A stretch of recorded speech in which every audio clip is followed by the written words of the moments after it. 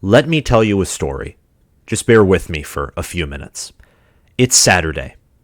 It's noon, Eastern time. It's 11 a.m. Central time when Nebraska OU kicked off. But anyway, it's noon, good day in Michigan. I'm at my girlfriend's house. We cooked an amazing, a fantastic, nutritious breakfast.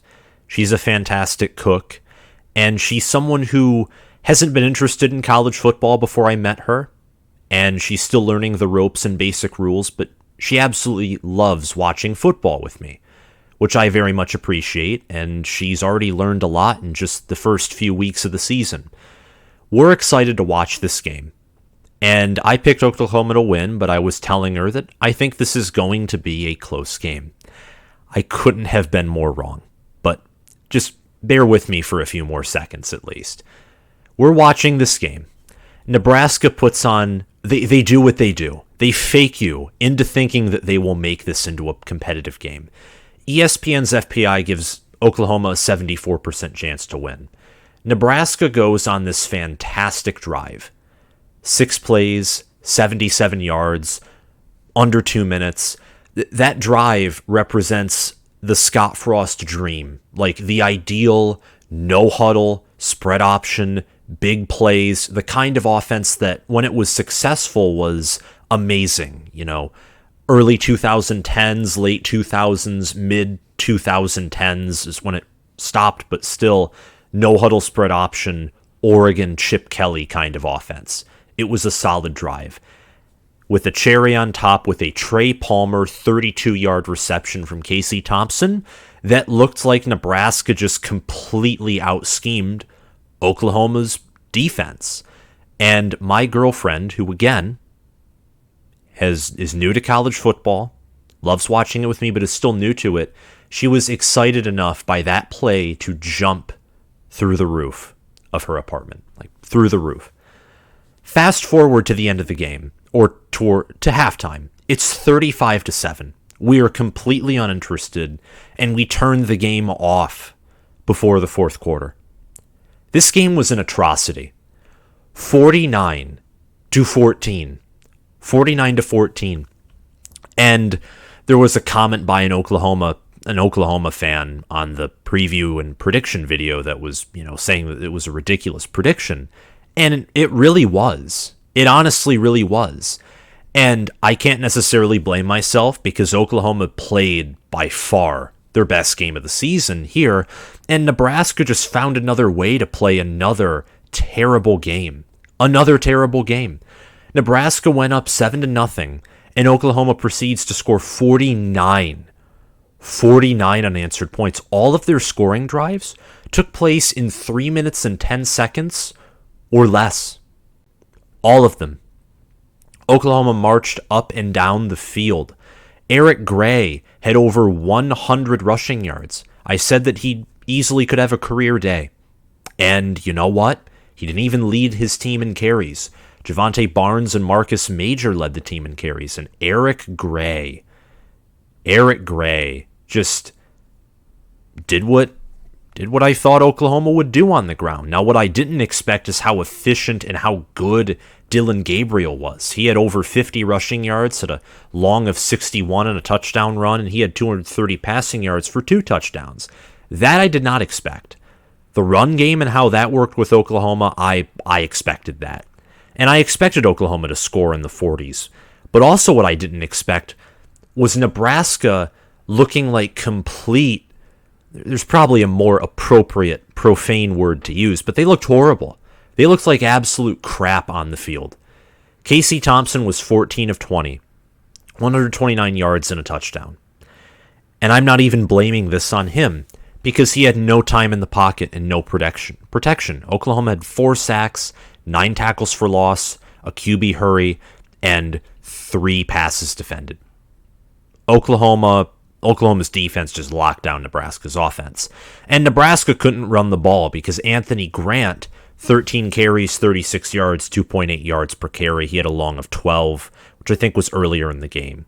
A.J. Allen and Gabe Ervin Jr. Gabe Ervin Jr. is like the third stringer. They had more rushing yards than Anthony Grant. Chubba Purdy, he had 30 rushing yards.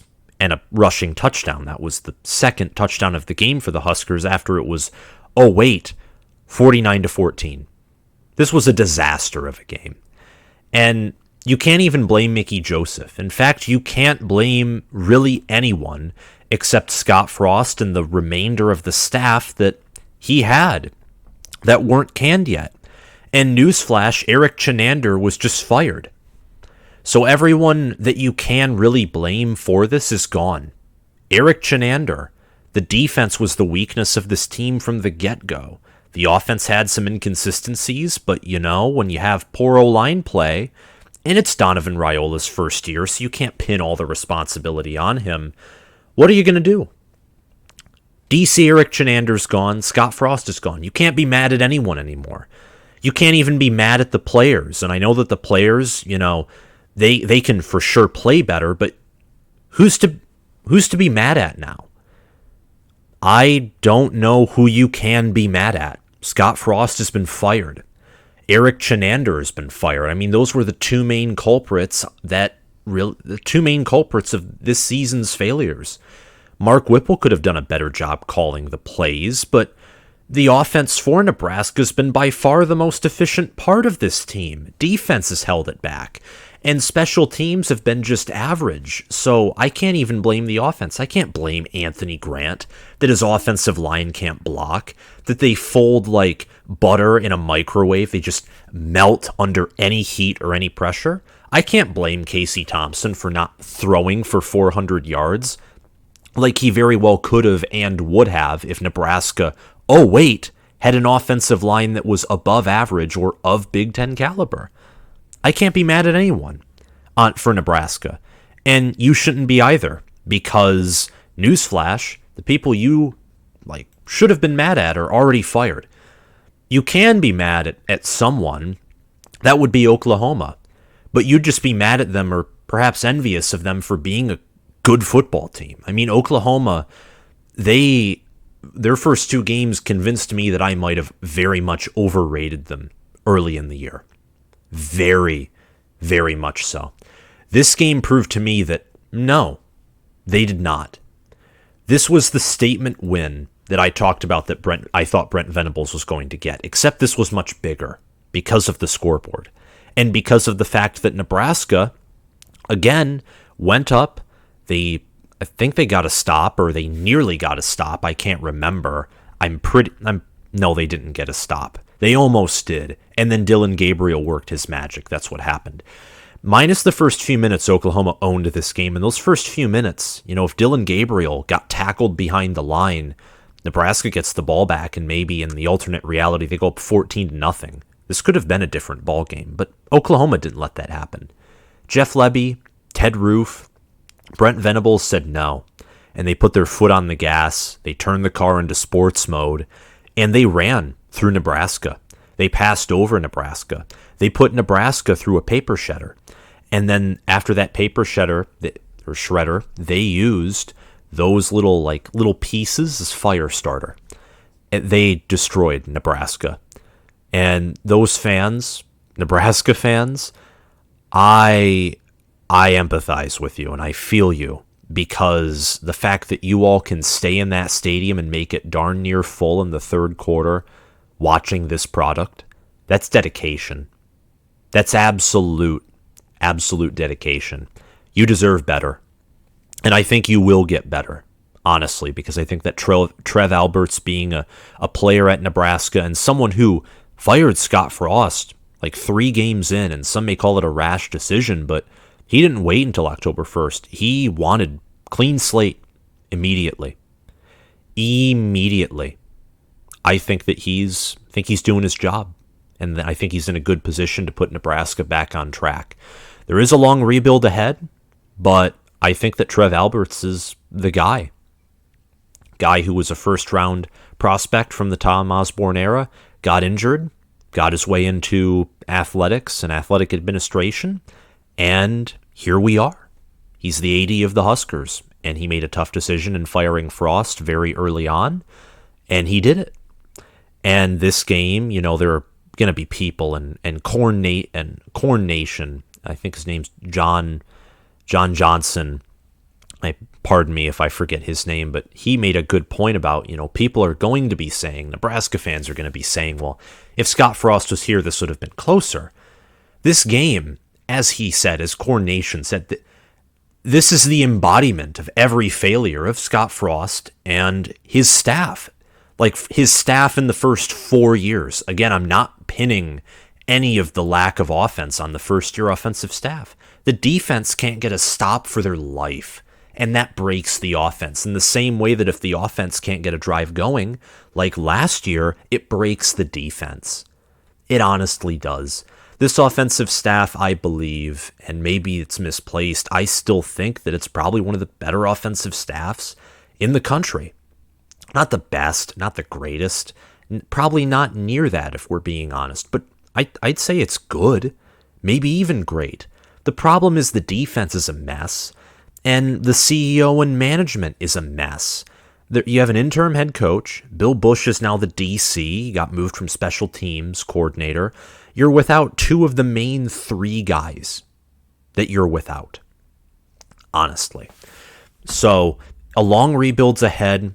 Oklahoma, listen, you're a playoff contender. There's absolutely no doubt about that. You have your quarterback. He played his best game by far. He now is a top 25 QBR, a 178 passer rating, all of which are career highs for, seriously, even better than his numbers at UCF. And you have a legit defense, too. Your defense is better than any defense. The first 3 games have proven your defense is automatically better than any defense in the Lincoln Riley era, minus maybe his first year. And your offense, it definitely isn't as talented, but it can be just as, if not more efficient, especially compared to last year's Oklahoma team. So very interesting, very good game, statement win from Brent Venables. And now we're going to get into some of the ramifications here. I think they're only appropriate. This game for Nebraska showed that the players are absolutely broken. They're busted. Leadership, basically gone. Ochon Mathis said, I think, after the Georgia Southern game, that this team is a losing mentality. This game embodied that. And Mickey Joseph he has to figure out his team during the bye week. And I think that that's a critical moment for the bye week. And I'm not here to give Nebraska fans any hope, but the bye week has been almost strategically placed because, with the exception of Minnesota, who I think at this point might be unbeatable for any team in the West, and even then, they have not started conference play yet, so we still have to see, but I think Minnesota's good. Every other team in the Big Ten West right now looks like cow manure. They're bad. Illinois, I don't have faith in them. Northwestern, they're worse than Nebraska. The difference is Northwestern just made better decisions on that individual day and had the better head coach. Now that Scott Frost is removed, Nebraska might blow out Northwestern in a rematch. Wisconsin, they lost to Washington State. Seriously. And they don't look like the Paul Chryst teams of old. Beatable. Iowa, they have absolutely no offense. So I don't know what to tell you. I mean, Nebraska's 1-3, and there's still a scenario in which this team can almost come close to going bowling if they half figure themselves out during the bye week, because how bad the West is. And at that point, I don't even know. And I'm not trying to give you hope when I say that. I'm just saying the West is awful. The West is absolutely awful. So if you go out and beat Indiana after the bye week and Rutgers, sit at 3-3, it's not because this Nebraska team's refound its identity, most likely. If that happens, then oh my gosh, that's a miracle of miracles. But the West and the schedule that Nebraska has, it continues to look weaker and weaker. Honestly, again, outside of that Minnesota game and the Michigan game, which I think are now the 2 toughest games for Nebraska moving forward. But the Huskers they need to focus on the years ahead, looking for coaching candidates. And I don't even know at this point who's going to be contacted or who should be hired. I think Lance Leipold out of Kansas would be good. I think Kansas is a team that's pushing toward the top 25. And yes, I said that. I actually have them in my own top 25. Urban Meyer, would ultimately be like the fantasy for a lot of people. He comes with baggage. He's older, but he can rebuild. You need a rebuilder. You need a guy who can build up a program. And the black shirts, the defense, they have no morale or technique. The offensive line is very similar. If Nebraska had Michigan's offensive line and nothing else changed, Nebraska would probably be 3-1 right now. I think just seeing what Oklahoma did, Nebraska still probably would have lost that game with the defense, but they would have beaten Northwestern. They would have beaten Georgia Southern. I mean, they would have allowed a lot of points to them, but they would have, scored on every drive and wouldn't have let Georgia Southern stop them. It would be a completely different story if Nebraska had just Michigan's offensive line. Or heck, don't even go there. Go like to Wisconsin or Minnesota's offensive line, like a good, great offensive line, not even the best in the nation. These skill players are solid. Anthony Grant, I made the Kenneth Walker comparisons. And there were games where Kenneth Walker wasn't even a factor, like Nebraska last year, or Indiana. The difference was that Michigan State was mentally tougher. They weren't broken. Nebraska's broken. They're busted. Completely busted. And it's sad. Like, Casey Thompson's a fighter. He has character. He's a leader. And we knew this from early in the year. Imagine how he feels. He's doing everything he can. Doesn't have any protection. Doesn't. Trey Palmer, very talented young man. Led the team in receiving yards and receptions in this game. How do you think he feels? How do you think Anthony Grant feels? This offense, the skill players on this offense are fantastic. The problem is lack of an offensive line again, which it's Donovan Raiola's first year, and there are injuries and players suspended, and I still think this O-line unit, maybe you won't believe me, but it's not worse than last year's. I think it is still slightly better. Maybe that's because of better skill position players, though. The defense is absolutely to blame. You return Garrett Nelson, Luke Reimer, Nick Henrich, and Gus Johnson and Joel Klatt were praising Nick Henrich early in this game for being like the computer of the defense, getting them set up and ready. Where was that? You allowed 49 points, and I get that Oklahoma has talent, and I predicted them to lay 42, but 49 points.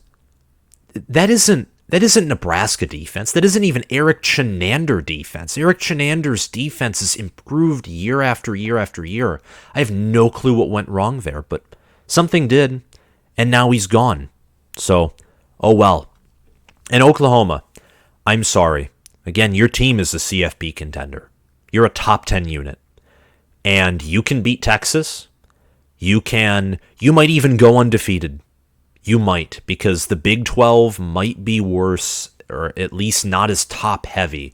I think that they have higher quality and more depth, seeing that Kansas is looking good and Iowa State's looking good, but Big 12 might be Oklahoma's. It might be Oklahoma's again. Honestly, Texas looks better. They're mentally tougher than last year, so I'm actually excited for this year's Red River shootout or showdown or whatever they call it. But the defense is its identity, but the offense is still great and versatile. This team's balanced. They can run effectively. They have a good offensive line. Dylan Gabriel, very good quarterback.